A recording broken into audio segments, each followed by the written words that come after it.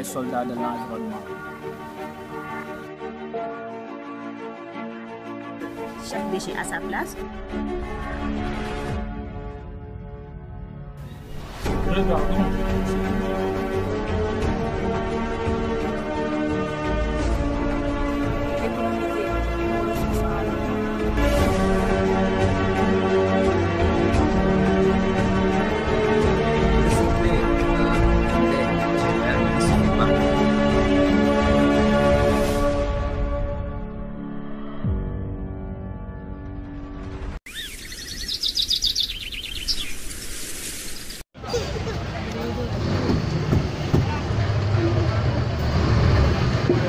J'aimerais commencer par une citation que j'aime beaucoup, celle d'Antoine Saint-Exupéry.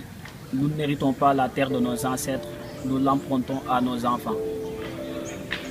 Voilà quelques décennies déjà que la pollution dramatique de notre planète inquiète. La terre fait les frais du dépôt sauvage de nos déchets de tous genres. Les déchets plastiques, les déchets verts, les déchets papier, considérés longtemps comme des matériaux révolutionnaires, sont aujourd'hui au banc des accusés. Face à l'urgence de cette pollution, plusieurs organisations, plusieurs associations, plusieurs clubs voient le jour pour tenter de minimiser l'impact de cette pollution, notamment le club L'Environnement Notre Patrimoine, créé cette année à l'Université de Thiès, regroupant des étudiants, des professeurs et des particuliers. L'ensemble des membres du club sont appelés les soldats de l'environnement. Nos objectifs globaux sont d'éveiller les gens sur l'importance de l'environnement, leur faire prendre conscience sur les conséquences de sa dégradation et leur apprendre comment le protéger.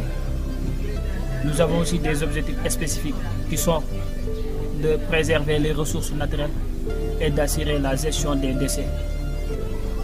Pour atteindre nos objectifs, nous nous baserons sur la sensibilisation, mais aussi sur l'action sur le terrain.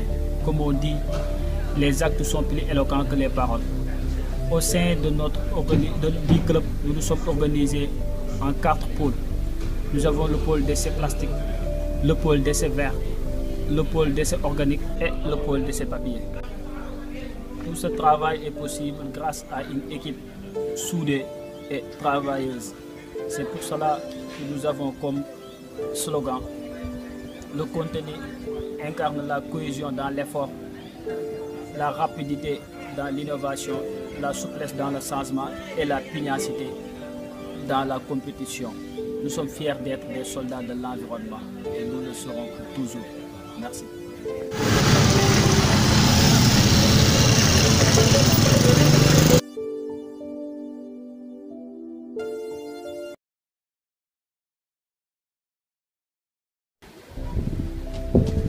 Salut tout le monde, je vais faire le tour du monde. Je m'appelle Abiko Legui, je suis la coordinatrice du pôle déchets organiques du club de l'environnement Notre Patrimoine. Et parler des déchets organiques, c'est parler des déchets d'origine animale ou végétale. Et comme exemple, on peut donner les feuilles des arbres, les restes alimentaires, y compris le marc de café, l'huile de friture et beaucoup d'autres exemples. Et nous préciserons bien que ces déchets sont biodégradables, ils sont fermentescibles. Et lors des activités du club de l'environnement, par exemple le CETAL, sur le concept chaque déchet à sa place, nous les membres du pôle, nous sommes chargés de regrouper les déchets, de les trier, ensuite de les envoyer vers des centres spécialisés où se fera le tri manuel. Parce que présentement, nous ne prenons pas les moyens de transformation, mais cela ne nous empêche pas de faire des recherches, d'écrire des articles, et cela nous a permis davantage de savoir que ces déchets sont recyclés par compostage ou par méthanisation. Et la mise en place du projet biodéchetseur est en cours. Cela nous permettra de transformer ces déchets en engrais et l'obtention du biogaz qui sûrement nous aidera à réalimenter notre université en cas de coupure. Et à travers cette vidéo aussi, nous tenons à faire passer une information très importante, à savoir les déchets organiques fermentent dans les milieux non contrôlés. Et cela conduit à un dégagement du CO2 et du méthane qui sont des gaz à effet de serre très dangereux. Ce qui renvoie au phénomène de réchauffement climatique qui est combattu, je peux dire, par toute la communauté environnementale. Donc, la valorisation des déchets organiques est une arme très efficace pour la lutte contre les changements climatiques.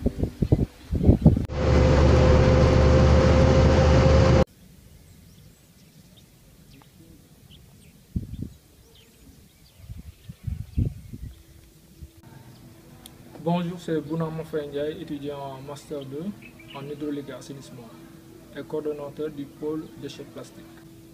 Aujourd'hui, il est pratiquement difficile de ne pas apercevoir les déchets plastiques qui jalonnent nos rues, s'amoncellent devant nos maisons, défigurent nos plages et colonisent nos océans. L'heure est grave, car d'après l'ONU, on utilise 500 milliards de sacs en plastique par jour. Au moins, 8 millions de tonnes de déchets plastiques se retrouvent dans les océans. Aux 10 dernières années, on a utilisé plus de déchets plastiques qu'au siècle dernier.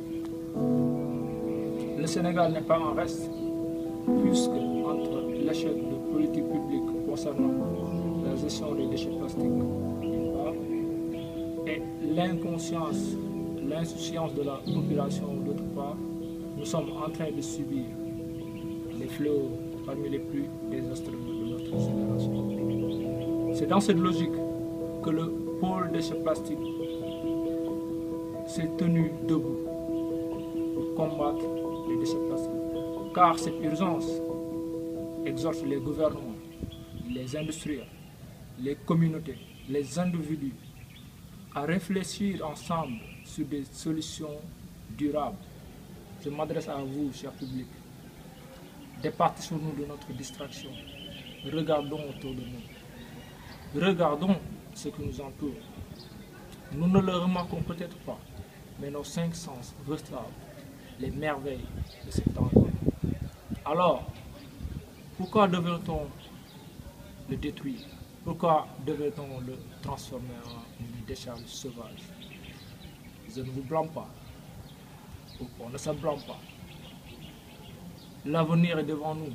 Nous sommes jeunes, nous sommes conscients. Donc nous devons nous battre, nous devons combattre les déchets, les ordures en général.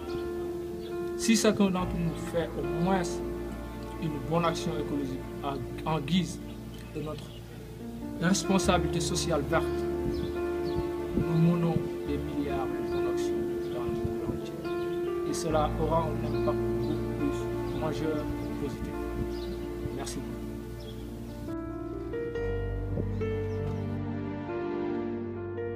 Je m'appelle Khady Adélie Badji. Je suis la coordinatrice du pôle déchets papier. Aujourd'hui, nous avons tendance à constater que l'environnement est le puits de nos déchets, ce qui entraîne une perte énorme de nos biodiversités. Et face à cela, nous, en tant que soldats de l'environnement, avons décidé de créer ce club, composé principalement de 4 pôles. Et dans le pôle déchets papier que je coordonne, nous menons des activités de sensibilisation en vue de mettre la population au parfum sur l'impact du rejet des papiers dans la nature. Nous rédigeons aussi des projets en vue de donner une seconde vie au papier. Cela va nous permettre d'économiser nos ressources en eau, en énergie et de réduire nos émissions de gaz à effet de serre.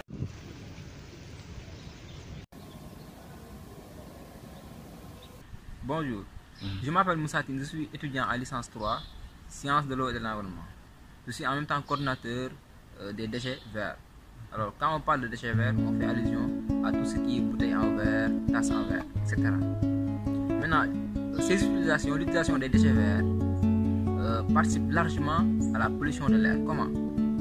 Parce que tout simplement, fondre 1 kg de verre demande beaucoup d'énergie et produit environ 300 à 500 grammes de CO2.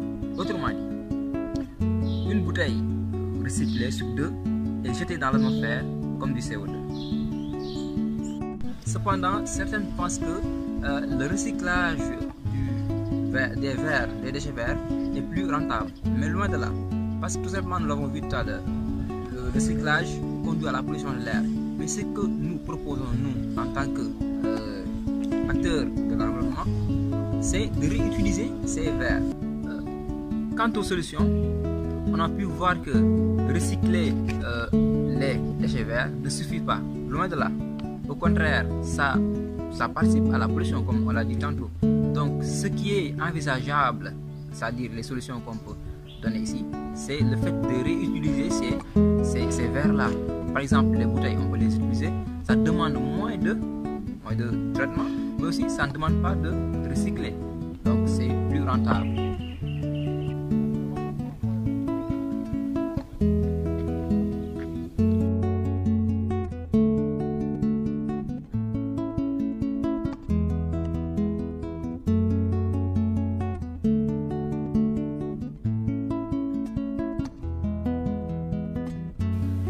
L'environnement, notre patrimoine, protégeons-le.